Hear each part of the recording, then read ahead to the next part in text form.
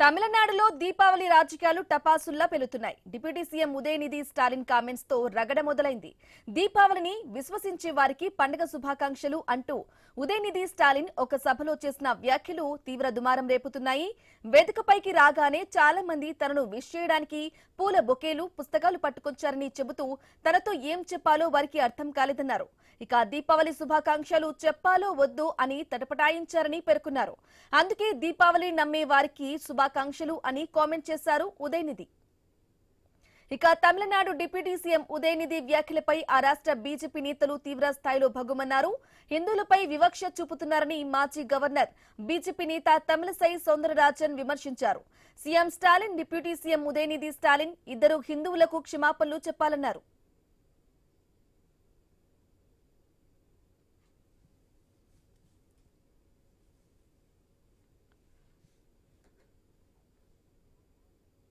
Chief Minister, we will be wishing each and every one.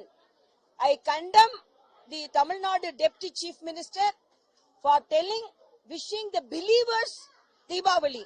Why you are telling we are not wishing the other religious festivals like this? So we are not discriminating among the religious beliefs. We are equally treating, equally wishing all the citizens.